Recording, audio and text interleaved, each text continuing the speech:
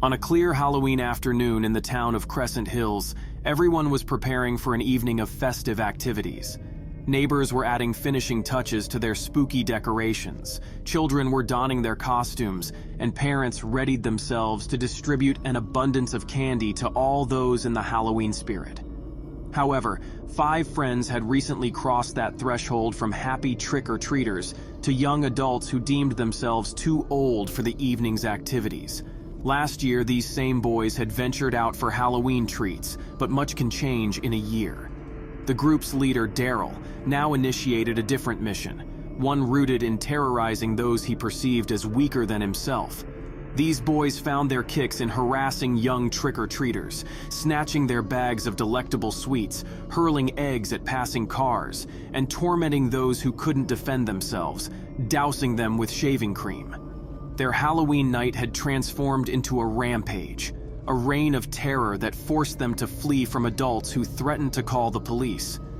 As they roamed through the neighborhood, the surroundings began to blur, and soon, not one of them recognized their surroundings. They couldn't find a single street sign, and the houses remained dark, devoid of the Halloween decorations they'd grown accustomed to. As they ventured deeper into the unfamiliar territory, the streetlights grew scarcer, casting eerie shadows and creating a foreboding atmosphere. Their disorientation led to uncertainty, and the friends looked to Daryl for guidance. He urged them to keep walking, assuring them that eventually they'd find an area they recognized. Hours passed, and the sense of despair settled in. The boys were on the verge of giving up when, in the distance, Daryl spotted a group of children in costumes. Invigorated by the sight of something familiar, they sprinted toward the little trick-or-treaters.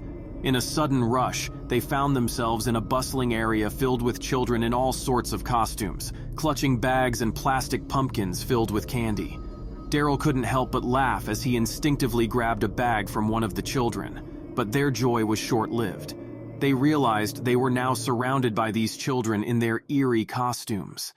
Daryl, initially laughing, joined the circle of his friends as they became entrapped by the little costumed figures. With a growing sense of dread, the boys turned to the leader of the odd children. "Hey, what's your deal? Are you lost or something?" he asked with feigned confidence, trying to mask the trepidation in his voice. No response. The masked children remained eerily silent as they continued to follow the boys' gazes, their dead eyes hidden behind those haunting masks. Daryl's bravado began to falter. "This isn't funny, guys." In the midst of their fear, Daryl tried to bully his way through the children until he felt a sharp pain in his arm, as if it had been sliced. He leaped back in shock, a frightened leader who no longer had control. The other boys began to panic, and one decided to fling all the candy from the bags into the air, creating a distraction. As the children in costume scrambled for the scattered treats, the boys seized the opportunity to run. They sprinted as fast as they could, but when they glanced back, the children were still there, steadily advancing, even though they weren't running. Desperate, the boys ducked into a dimly lit yard. They gasped for breath, cold sweat drenching their foreheads. Fearful, they whispered to one another, debating their options and how they'd manage to get lost in this nightmare. The motion sensor lights began flickering on, revealing several of the children waiting for them. The boys realized they could likely evade a few children until the lights turned off. They waited in silence for the darkness to conceal their escape. Then, as the lights blinked back to life, they found themselves surrounded by dozens of children, each holding a different weapon. Knives, axes, spears, hammers, all poised for a sinister purpose. Tears streamed down their faces as they pleaded for mercy. But the little figures, with their weapons glinting in the faint light, remained steadfast. The children in costumes began to slowly approach the boys, each with dead through their masks. The boys, driven to desperation, attempted to flee through a hole in the fence. Yet, as they ran, each time they looked back, the children still stood there, weapons in hand. Their heartbeat quickened, and they quickened their pace, now running through the residential maze. But no matter where they turned, those mysterious, silent figures stayed just behind them, their footsteps resounding like a synchronized ritual. They stumbled into a park shrouded in darkness. The only illumination came from the eerie moonlight. On a whim, Daryl glanced at his phone. No signal, no GPS.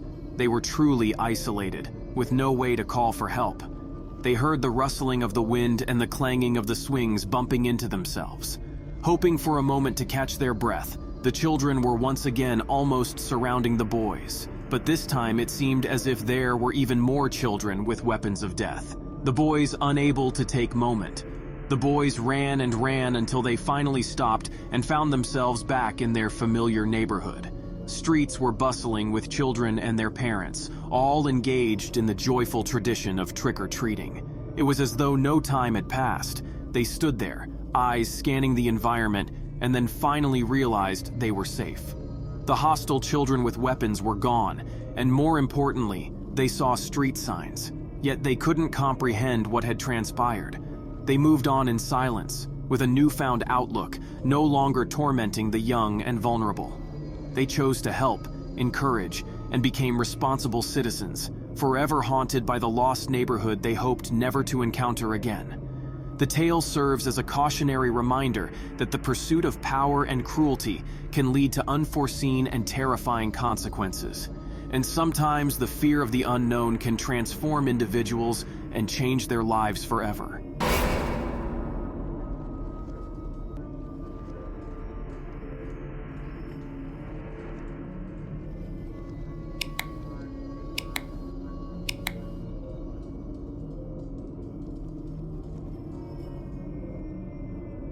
Sinister stories. On the outskirts of Millersville, a quaint town enveloped in the hues of autumn, a mysterious shop materialized just as the sun dipped below the horizon on Halloween night. Its weathered sign swung in the chilly breeze, declaring it as Halloween Mysteries Costume Emporium. Intrigued, a group of friends, Sarah, Jake, Nicole, and Kevin, discovered the peculiar shop during their annual Halloween night escapade of last-minute costume shopping. The friends, adorned in their usual mix of creative and pop culture-inspired costumes, approached the dimly lit entrance. Its creaky door opened with a haunting melody, and the scent of ancient fabrics filled the air. The shop was like a hidden passage to another realm, a place not just selling costumes, but offering a glimpse into the supernatural. As they browsed through racks of intricate costumes, they couldn't help but marvel at the craftsmanship of each garment. At the back of the shop, an old man with eyes that held ancient secrets observed their every move. "Choose wisely, young ones," he rasped, his voice echoing through the dimly lit space. "For on this sacred night, the costumes may choose you." Undeterred by the cryptic warning, the friends laughed it off as part of the immersive experience. Each selected a costume that resonated with their Halloween spirit. Sarah chose the regal attire of a medieval queen. Jake donned the guise of a suave vampire. Nicole became a whimsical fairy, and Kevin transformed into a formidable werewolf. As the clock neared 11, they exited the costume shop, now cloaked in the mystique of their chosen characters. Little did they know, the enchantment of the costumes was far from superficial. The first inkling of the curse emerged when the clock tower chimed 12. The moon, veiled by thick clouds, cast an eerie glow upon the town square. Shadows danced where there should be none, and the distant hooting of an owl was accompanied by something more mischievous. Sarah, now clad in her queenly regalia, felt an unusual weight to her crown. It wasn't the plastic prop she adorned, it was a golden circlet, solid and authentic. The others too noticed peculiar changes. Jake's teeth felt unnaturally sharp, Nicole discovered ethereal wings sprouting from her back, and Kevin found his hands morphing into fearsome claws. The group soon realized the curse was more than a mere aesthetic alteration. They were becoming the characters they had chosen. Panic set in as they grappled with their new abilities and instincts. Sarah, now a queen, felt an unexplainable desire for power and control. Jake, the vampire, craved the taste of blood. Nicole, the fairy, found herself drawn to the wild places, and Kevin, the werewolf, was overcome by a primal urge to hunt. As the night unfolded, their transformations accelerated. The curse wasn't just altering their appearances, it was rewriting their very essence. The boundaries between reality and fantasy blurred, and the friends struggled to maintain their humanity. They soon discovered that this cursed town was now inhabited by nightmarish creatures birthed from the depths of their own fears. The werewolf, now unable to control his predatory instincts, became the terror stalking the night. The vampire, thirsting for blood, sought unsuspecting victims. The fairy, connected to the primal forces of nature, became an embodiment of chaos. And the queen, driven by a hunger for power, sought to control the cursed realm. The night became a battleground for their souls as they faced not only the external horrors, but also the internal demons brought to life by the cursed costumes. Betrayal, fear, desire, each emotion manifested as a monstrous entity seeking to consume them. They no longer who they used to be, but uncontrollable killing machines, or a fairy causing non-stop chaos, or queen controlling the minds of a horde of unsuspecting victims. With a shred of humanity still intact, they each held on with a glimmer of hope that this nightmare would end. It seemed like the night would never end, though, as the group separated to cause their own new forms of destruction. The fairy caused numerous accidents around the town, some so deadly it cost the lives of the innocent. The queen took control of people's minds and had to commit unspeakable acts to themselves and others. As the first light of dawn approached, the friends, battered and exhausted, stood together in the now silent town square. The friends, released from the curse, reverted to their original forms. The queen's crown turned to plastic, the vampire's teeth back to normal, the fairy's wings disappeared, and the werewolf's claws retracted. They stared at each other, the memories of the night echoing in their minds, the tears flowing from their eyes for knowing the horrors they have committed. As the first rays of sunlight touched the horizon, the cursed costumes discarded in the now closed costume shop. The experience, though harrowing, the cursed Halloween night became a haunting memory, a tale they would never tell anyone. Now understanding the warning of the old man should never be ignored. And for this group, Halloween would be met with caution rather than curiosity.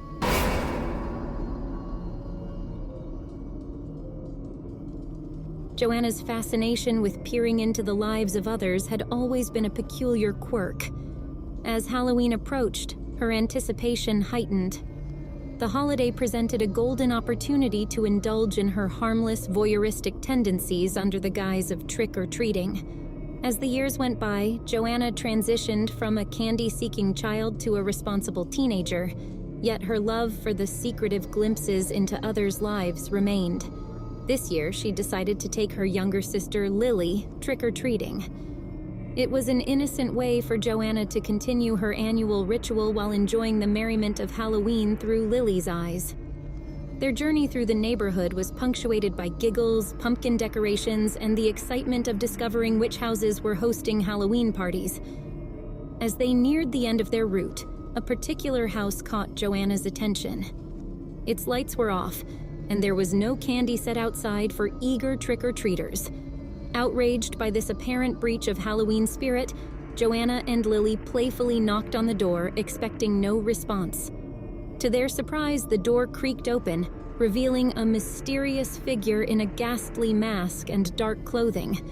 Ignoring the unsettling atmosphere, the girls cheerfully declared, "Trick or treat." The figure tilted its head, a singular hand raised in a silent request for patience, then disappeared inside. Intrigued, Joanna took a moment to peer into the dimly lit house. Through the narrow opening, she witnessed what appeared to be another figure dragging a body up the stairs. The door swung back open, and the original figure returned, handing each girl $1 before abruptly closing the door. Bewildered, they chalked it up to an elaborate Halloween prank. But as they walked away, Joanna couldn't shake the feeling that something wasn't right. Returning home, she called her best friend Becky to share the bizarre encounter. Becky dismissed it as an elaborate Halloween stunt, typical of the holiday. Joanna, however, couldn't shake the image of what she thought she saw through the partially open door. Intrigued and fueled by the desire to prove her fears wrong, Joanna persuaded Becky to investigate the mysterious house with her. Returning to the darkened residence, they found it seemingly empty. Undeterred, they decided to peek through the windows, only to discover each one barred with metal. Their only point of entry was a doggy door. The girls hesitated, but fueled by curiosity, entered the house cautiously. The kitchen served as their silent entry point. and as they heard a noise upstairs, they quietly tiptoed through the shadows. A sudden commotion above spurred them to hide in a closet, where they witnessed two figures descending the stairs. The same masked individual who had opened the door earlier and another companion. The girls were both horrified and mystified by their actions. When the two figures left, Joanna and Becky explored the house, only to find it seemingly vacant. As they discovered even more unsettling scenes, their apprehension grew. Their fear peaked when, returning to the hallway, they saw the two figures returning with a rolled-up blanket. The figures left again, providing the girls an opportunity to escape. Frantically seeking another exit, they stumbled upon a gruesome bedroom filled with blood and body parts. The realization hit them like a tidal wave. These were not decorations. They were the remnants of something horrifying. As they hid in a neighboring closet, the figures returned, dragging a living person. The girls, paralyzed with fear, witnessed the gruesome act unfold before their eyes. The air was thick with terror, and tears flowed freely. When the figures left, the girls, desperate to escape, attempted to find another way out, but were confronted with even more nightmarish scenes. Their screams caught the attention of the figures, who apprehended them and threw them into a room filled with corpses. Joanna, overwhelmed with terror, fainted. When she regained consciousness, the surroundings were inexplicably normal. The blood, bodies, and horror were gone. Confused and traumatized, Joanna ran home and called the police, leading them to the house. To her dismay, the police found nothing. Becky was missing, and the house showed no signs of the macabre scenes Joanna described. In her desperation, Joanna questioned her sanity. Had it all been a hallucination? As the police continued the search for Becky, Joanna grappled with the possibility that her obsession with glimpsing into others' lives had cost her the life of her best friend. The unknown was now infinitely preferable to the horrors that Joanna believed she had witnessed. In the dark echoes of that Halloween night, Joanna was left with the chilling realization that some secrets were better left undiscovered, and some horrors were better left unexplored.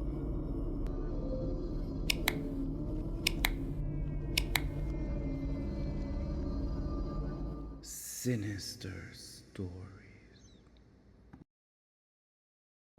Halloween night. The air crisp with the scent of fallen leaves, and the streets adorned with the eerie glow of jack-o'-lanterns. In a small town, two horror enthusiasts, Frank and Ginny, embarked on a peculiar first date. They connected through an online forum dedicated to their shared love for spine-chilling horror movies. The plan was simple, but exhilarating: an all-night marathon of Halloween-themed horror films at a local cinema.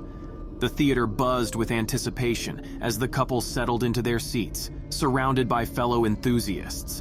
The atmosphere was electric, filled with the shared excitement of a night dedicated to their favorite genre.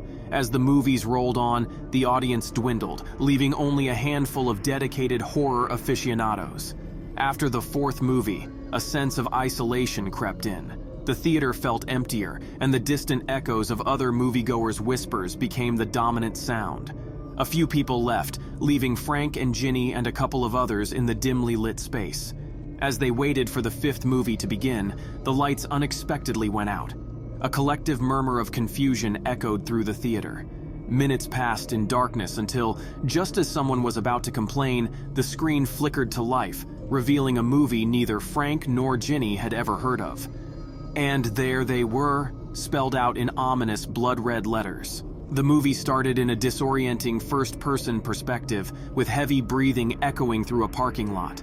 One ominous member of the audience noticed a car that freakishly resembled his car. Tension mounted as the camera traversed double doors, eerily similar to those of the theater. The film depicted the doors being locked and chained, mirroring the theater's front entrance. Panic stirred when the movie showed a brutal murder at the refreshment counter, mirroring the theater's layout. The audience, trapped between the surreal on-screen violence and the unsettling realization that they were in the same setting, felt a creeping fear. As the movie unfolded, mimicking the murders of those who attempted to escape, the remaining audience, including Frank and Ginny, cowered under their seats. A sense of real danger permeated the theater as the camera approached the door, capturing the sound of its slow, creaking open and heavy footsteps. Unable to tear their eyes away, the remaining survivors witnessed a couple attempting to flee, only to be brutally dispatched by an unseen force. When everyone finally dared to stand, the couple and the killer were inexplicably absent, leaving only the grisly aftermath on the screen. In the chaos, Frank and Ginny, longtime lovers of horror, found themselves living a nightmarish plot they couldn't have predicted. Seeking refuge behind the movie screen, they discovered the fire doors and attempted to escape through the back, only to find it locked. Frank frantically kicked at the doors until Ginny stopped him. "You're going to attract the killer to us," she whispered. Panic set in as they returned to the theater, glimpsing the killer. He stared at them dead with what appeared to be dead eyes. Fleeing to the basement, they waited in terror as the killer roamed above. The killer emerged, slowly walking to the basement, where the couple was hiding, listening to the ominous sounds of heavy footsteps. Frank and Ginny hid in the basement until they were sure the killer had walked past them. The couple dashed back upstairs, attempting to escape through the front door, only to find it chained. Desperation fueled their attempts to break the unyielding glass, but their efforts proved futile. Their escape took them back to the theater, where the movie screen revealed a chilling scene. Themselves on the screen, facing an unseen killer. The couple witnessed their on-screen demise, but miraculously remained unharmed. Confused and paralyzed with fear, Frank and Ginny stumbled toward the front door as the movie concluded. Relief washed over them. They had survived the night. The lights came on, and the couple laughed nervously, reassured that the danger had passed. As they approached the exit, a post-credit scene appeared on the screen, revealing the killer in third-person view behind them. Panic set in once more as the screen depicted the wielded knife slashing relentlessly. Went out, plunging the theater into darkness, leaving Frank and Ginny to face a certain fate. The credits rolled, marking the end of a movie marathon that had transcended the screen and thrust them into a horror story of their own. By morning, the manager of the theater opened up the theater and did his daily inspections, only to find the theater appeared to have not been cleaned the night before. The manager, who was upset, called his employee. He weirdly heard the sound of a phone going off. He finally traced the sound to a popcorn machine at the refreshment counter. The phone was ringing in the popcorn.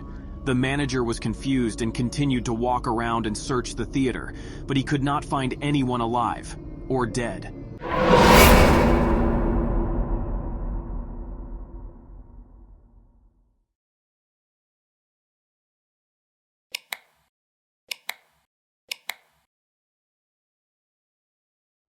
Sinister stories.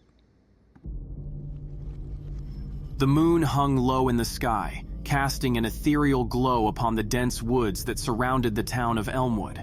A group of friends, dressed in an array of costumes, trudged through the underbrush. It was Halloween night, and they were on a quest to find the elusive party that had promised an unforgettable night. The invitation, cryptic and mysterious, led them into the heart of the forest, where the trees whispered secrets and the shadows seemed to dance with malevolent glee. 2 hours of fruitless wandering left the group disheartened. They considered abandoning their search, a decision that would forever alter the course of their lives. As they turned to leave, a distant echo reached their ears, a rhythmic beat that hinted at revelry and laughter. Intrigued, they followed the sound, hoping it would lead them to a hidden enclave of Halloween merriment. The forest began to thin, and the flicker of distant lights emerged through the trees. The group stepped into a clearing, jaws dropping in awe. Before them stood an elaborate setup, a sprawling Halloween party in full swing. Colorful lights adorned the trees, and the air buzzed with the hum of laughter and lively chatter. Relief washed over the group, their disappointment replaced by the promise of festivities. With masks still concealing their identities, they entered the celebration, blending seamlessly with the costumed crowd. No one questioned their presence. In this enchanted forest, anonymity was their ally. As the night unfolded, the group lost themselves in the rhythm of the music and the whirlwind of the festivities. It felt like a dream, a surreal escape from the mundane into a realm where reality and fantasy danced in perfect harmony. As the clock neared midnight, a subtle shift occurred. The once boisterous crowd hushed, and an air of anticipation settled over the gathering. The group exchanged curious glances, sensing that something extraordinary was about to unfold. At the center of the clearing, a group of cloaked figures emerged, carrying an ornate, ancient-looking box. The crowd parted, creating a path for the mysterious procession. The friends watched in silence as the figures began to chant in a language that sent shivers down their spines. As the chanting reached a fevered pitch, a figure materialized from the shadows, a being that seemed to exist at the intersection of nightmare and reality. It towered over the cloaked figures, its eyes gleaming with an otherworldly intensity. The group recoiled in horror as they understood the gravity of the situation. They were not at a Halloween party. They were unwitting guests at a demonic cult's ritual. Whispers of disbelief circulated among the crowd. The once festive atmosphere now crackled with an unsettling energy. The cloaked figures, their faces obscured by shadows, prostrated themselves before the otherworldly being, offering cryptic prayers and gestures. In the tense silence that followed, the friends weighed their options. Panic set in as they realized the danger of their predicament. They were in the midst of a cult that danced on the precipice of the supernatural, and escape seemed an impossible feat. As the ritual unfolded, the otherworldly being, hungry for a sacrifice, fixated its gaze on a member of the cult. A young woman, her face obscured by a hood, stepped forward willingly. The crowd watched in morbid fascination as she placed her hand on an ancient box. The box pulsed with a dark energy, and the shadows enveloped the sacrificial offering. A collective gasp echoed through the clearing as the woman's form disintegrated, absorbed by the otherworldly force within. The friends, paralyzed with horror, exchanged terrified glances.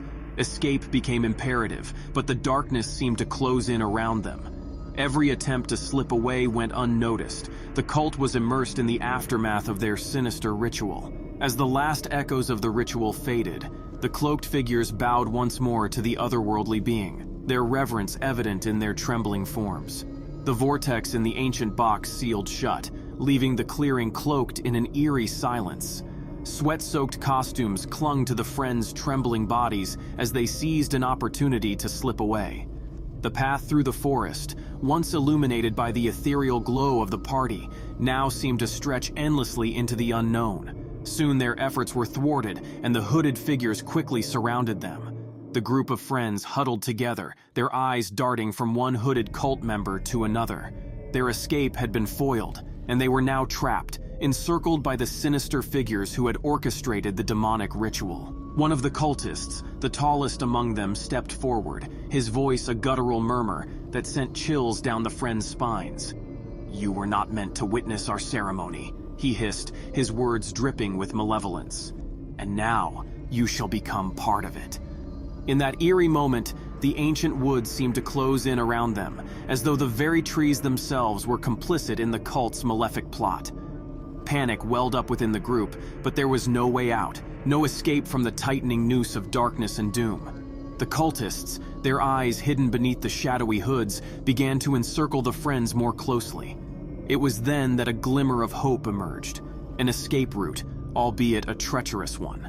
A narrow trail, barely discernible in the moonlight, wound its way deeper into the woods.